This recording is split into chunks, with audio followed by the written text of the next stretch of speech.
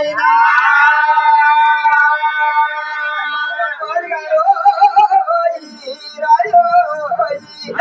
అయినా ఏమి చేసిండ్రా తమ్ముడు నారాయణ